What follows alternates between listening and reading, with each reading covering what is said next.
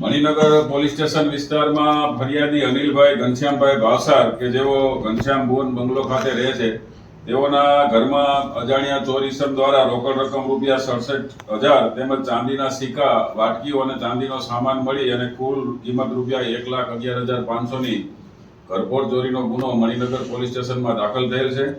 આ ગુનાના કામે મણિનગર પોલીસ સ્ટેશનના પીઆઈ ડીપી ઉનડકટ તથા સ્ટાફ દ્વારા સીસીટીવી ફૂટેજ આધારે એવું જાણવા મળેલ કે આ ગુનામાં એક મહિલા અને પુરુષ એક્ટિવા મોટરસાયકલ લઈને આવે છે. જે આધારે સીસીટીવી ફૂટેજ આધારે પોકેટ કોપ એપ્લિકેશન થી જેના નંબર આધારે સરનામું મેળવતા આ જે એક્ટિવાના માલિક છે એ પ્રહલાદનગર વિસ્તારમાં રહેતા હોય, જેનો સંપર્ક કરતા 9 મહિના પહેલા નારોલ વિસ્તારમાંથી આ મોટરસાયકલ ચોરીમાં ગયેલ હોવાનું જણાય આવેલ.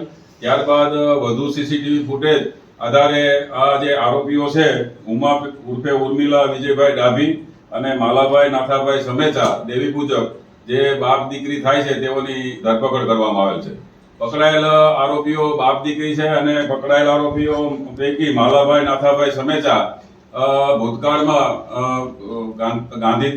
ગાંધીધામ કચ્છ, બનાસકાંઠા થરાદ તેમજ પાટણ અને અમદાવાદ સિટી તેમજ રાજકોટ શહેરમાં કુલ 17 જેટલા ગુનાઓમાં ઘરફોડ ચોરીના ગુનાઓમાં પકડાયેલ છે. પકડાયેલ આરોપી પાસા ધારા હેઠળ રાજકોટ શહેરથી જેલ હવાલે પણ ગયેલ છે, જેની પૂછપરછ દરમિયાન આ ચોરીની કબૂલાત કરેલ અને પકડાયેલ આરોપીઓ પાસેથી જે ઘરફોડ ચોરીમાં ગયેલ આશરે 60,000નો મુદ્દામાલ કબજે કરવામાં આવેલ છે.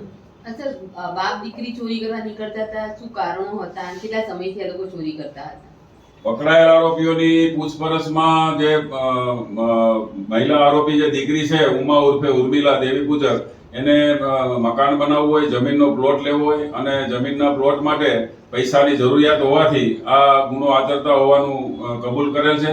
તેમજ દીકરીને સાથે રાખવાથી, મહિલા સાથે હોવાથી તેને પોલીસ પૂછપરછ દરમિયાન સરળતા રહે એ માટે આ ગુનો આચરતા હોવાનું કબૂલ કરેલ છે. ગુનાહિત ઇતિહાસ શું છે આ લોકો? પકડાયેલ માલાભાઈ નાથાભાઈ સમેચા જે દેવી પૂજક છે એ પાટણ જિલ્લાના બી ડિવિઝન પોલીસ સ્ટેશનના 2 ગુનાઓમાં, કચ્છ જિલ્લાના ગાંધીધામ એ ડિવિઝન પોલીસ સ્ટેશનના અને આદિપુર પોલીસ સ્ટેશનના 3 ગુનાઓમાં, સુરેન્દ્રનગર ધાંગધ્રા ખાતે 1 ગુનામાં તેમજ બનાસકાંઠા થરાદ અને રાજકોટ શહેર ગાંધીગ્રામ ખાતે તેમજ અમદાવાદ નરોડા પોલીસ સ્ટેશનમાં તેમજ ગાંધીનગર અડાલજ અને સેક્ટર 7 પોલીસ સ્ટેશન કુલ આશરે 10 પોલીસ સ્ટેશનમાં 17 જેટલા ગુનાઓમાં પકડાયેલ છે.